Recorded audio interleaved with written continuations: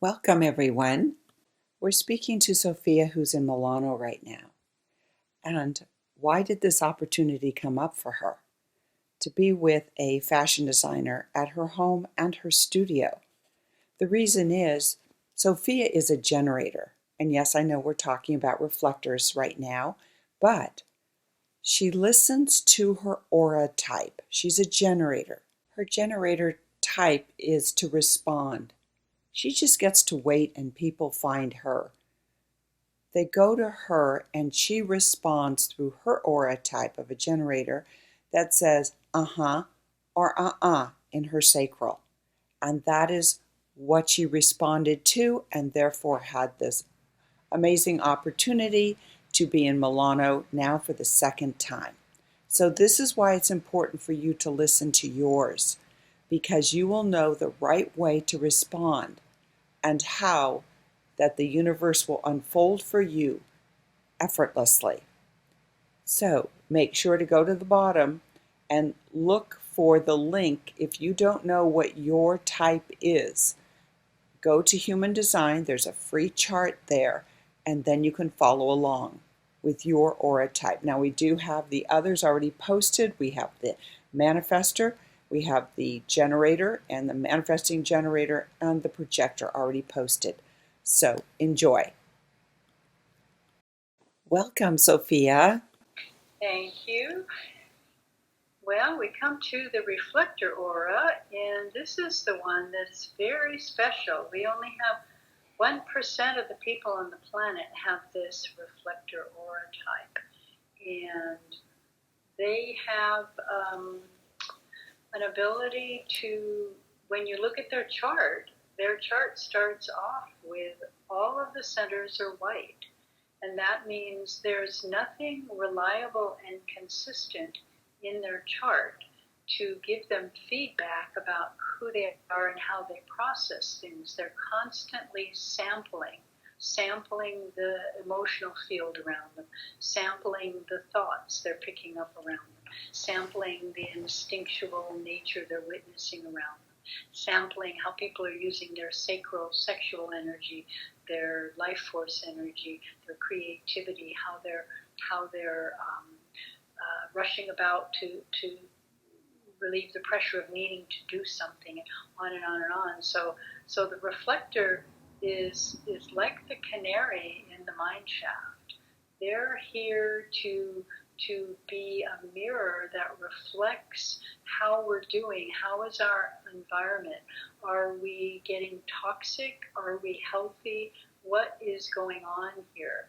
And the reflector has the ability to give feedback as to what is operating correctly in this world, and where's the injustice, where's the misbehavior, where's the out of alignment going on.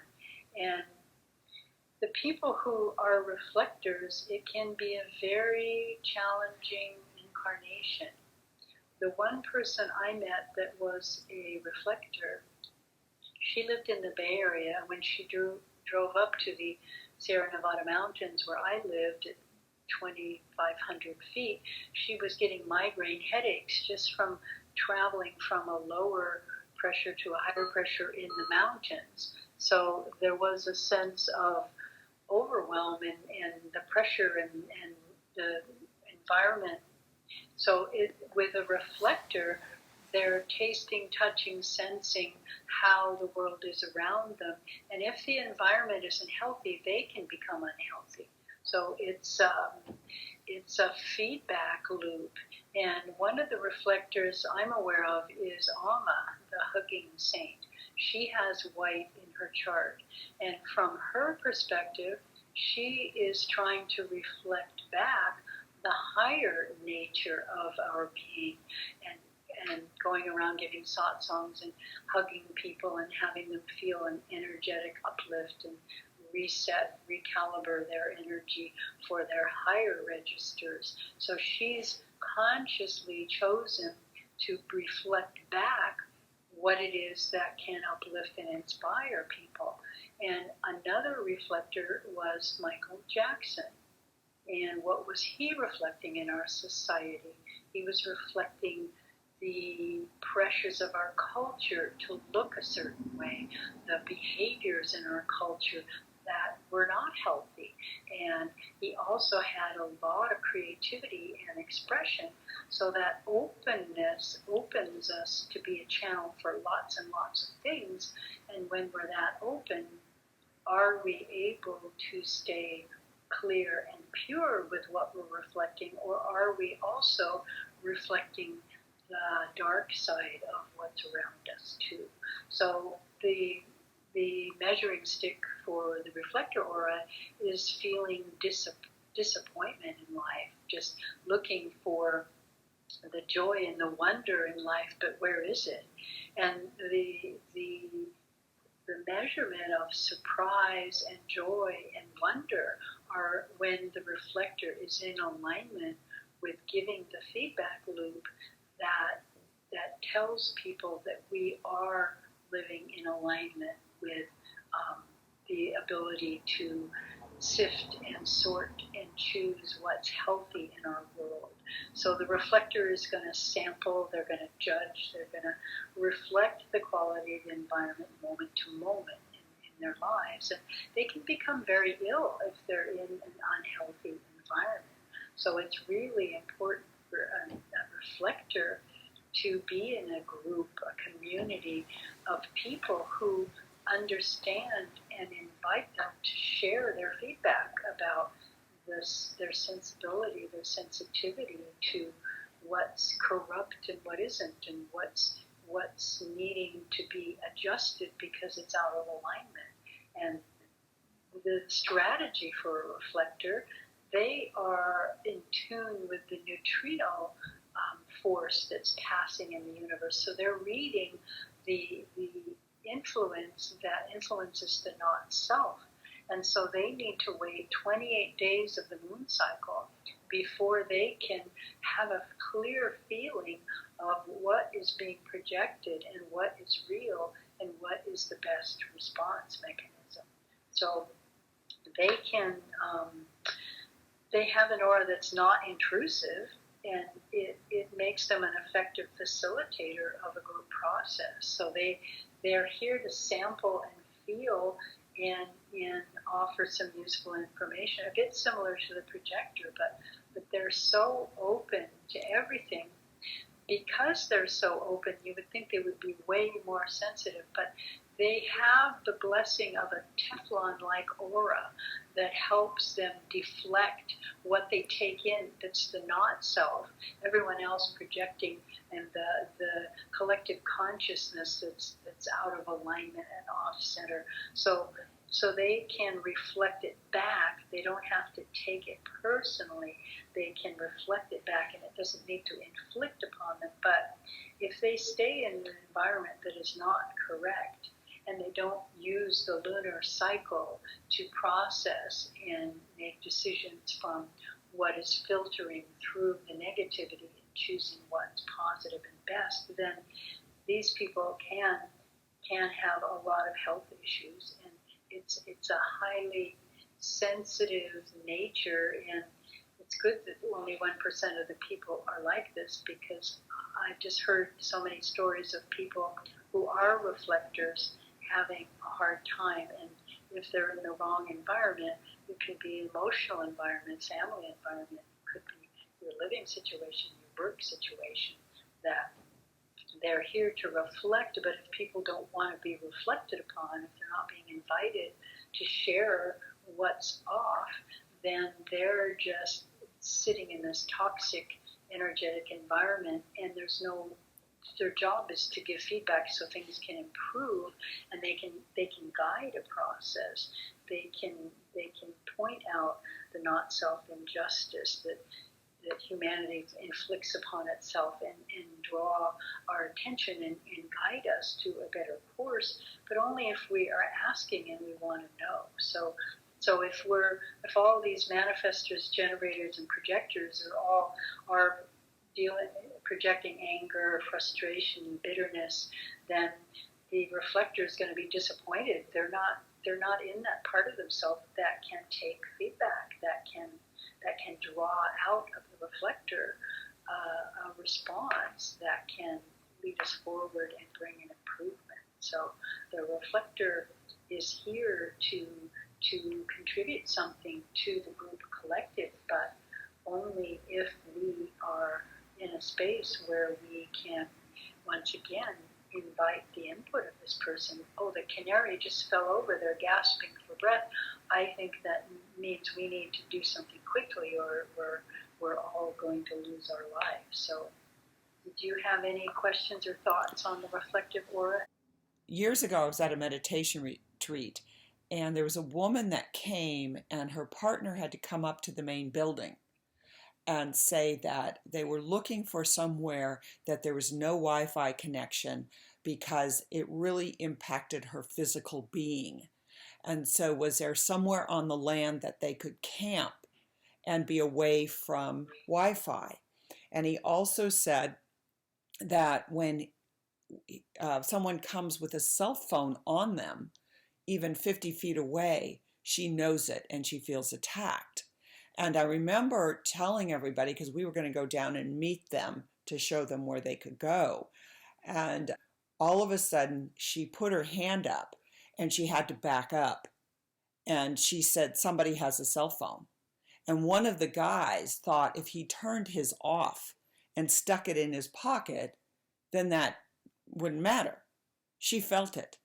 And so it was really fascinating. So I always wondered, was she a reflector? But then you said something about they have a Teflon coating to repel that. So what are your thoughts on that? Well, if you're in the not self, you don't know how to repel that, and you're being affected by it. So if you're not in the not self, then you're living in a sense of wonder of the moment, and you have a neutral take on things, but you're also sensitive to reading the feedback. So that high level of sensitivity, my guess would be she would be a reflector, or could be a projector too, reading energy. Mm-hmm. And it depends on what that person's focusing on. Maybe as a reflector, trying to work with the environment to make sure there aren't things that are undermining our health with EMFs and that kind of thing. Some people are highly sensitive to that. They don't have to be a reflector. So it depends on where we're putting our consciousness and what we're lining up with to what's mine to do. Am I here to help clean up the environment, and am I highly sensitive to be able to do that? But that level of sensitivity would make me guess that would have been a reflector, yes.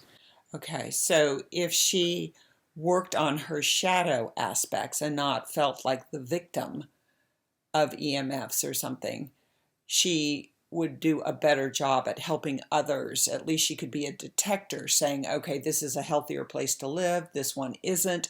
But she wouldn't be so in the drama of her having to be in the middle of practically nowhere and not even having electric heaters and this kind of thing. So I wondered about that. I wonder, if you work through your shadow parts, does she then become just an informer and can live in a state of bliss? Well, I think that this nature of this person is going to need a higher vibration environment to be in. They're going to be aware when things are out of harmony.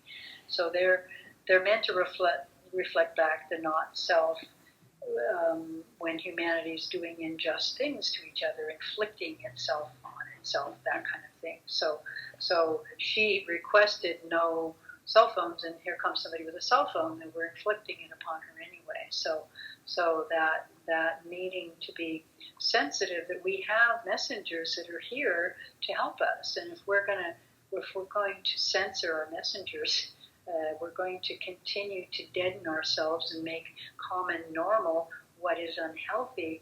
That's not good for humanity to do that. So we've got these messengers who come, and do we have the wisdom to invite them to sit down and give us feedback? Where are we messing up? What do we need to do? How can we clean up our water system? What can we do now? And all of those bits and pieces, because they have a Teflon aura to be resistant so that they don't take in all the pain and the suffering in the world and make it theirs. So they can do that. If they can stay neutral and see the pain and suffering and understand what is theirs to contribute, what is theirs to call attention to, and be in the right group of people who are able to respond, then the sense of wonder and awe and the joy of being able to put nature back, right things that were made wrong, and bring life force back onto the planet with more power, then that would bring back the surprise and delight that the reflector is here to just be in tune with that mystical, magical energy that creates life force. I know I felt that when I grew 2 babies in my belly. I didn't do anything. It was life force. It did this mystical, magical dance, and here's this living being afterwards. And so the reflector is they've got a pulse on that, the magic expression of life force, and when is it healthy and when is it being manipulated and it's unhealthy, and what is their part in that, and are they putting themselves in a position where they can give people feedback. But their strategy of waiting the 28-day moon cycle gives them time to sample, taste, feel, and repeat as often as necessary. So it's a process of slowing down, tuning in and listening, and respecting the fact that some people are here to give us messages, and have we the respect to allow that feedback, or are we just running roughshod, ignoring all that? And this is the extinction moment we're in right now, so we all get a chance to get our bearings and figure out what is mine to do and what is mine not to get involved in here from our auric standpoint. And the 1% reflectors, that's a very highly sensitive energy, and it makes sense. Someone like Amma that has really registered, kept herself in the higher registers of vibrational energy to reflect back our higher self. How would it be if we lived from that higher self more of the time? And how do we reflect back to people how we can actually do that? So the reflector has a challenging job to stay, because they're reflecting the unhealthy things in our environment. And I would say there's lots of unhealthy things emotionally, mentally, physically, environmentally in the world these days. So my guess is reflectors are having a hard time of it. Mm-hmm. So tell me what their sleep cycle is.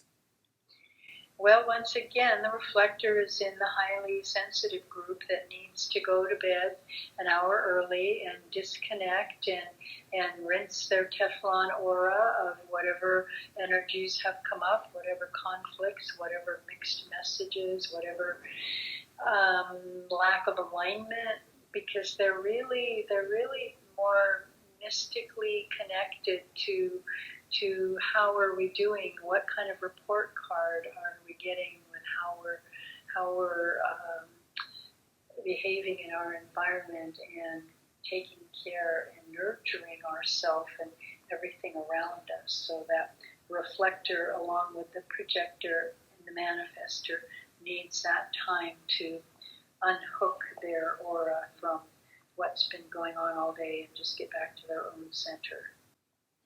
Okay, thank you. That's important information, because they are such a small percent of the population, so they're probably the most misunderstood. Right.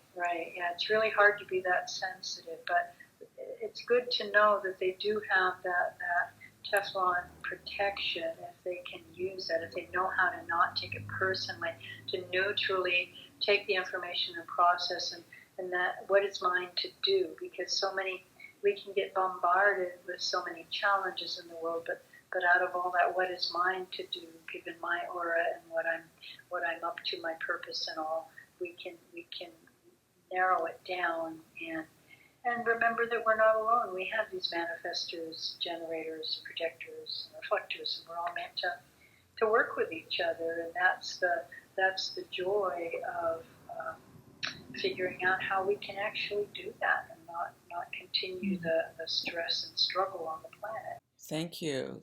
That's really valuable. And the more of us that understand our own type and heal those shadows and discover the gifts in each one, besides those of our friends and family, boy, what an amazing world this will be. Right, right. Using the instruction manual for a change. Yes. Thank you for this time, Angelica. It's always fun talking about human design. It's one of my favorite subjects. I know, and I can't wait till we put on a course that people can join and really dive deep into their own aura types and their strategies and much, much more. So that'll be fun. In the meantime, I'll go ahead and put your email link, if that's okay, on all of these, and people can email you for private readings or putting them on a list for upcoming workshops. Does that work for you? That sounds wonderful. Thank you. Okay. Take care, sweetheart. All right. Thank you. It was really interesting to do this reflector dive with Sophia because I realized as she was speaking, I knew very little about reflectors.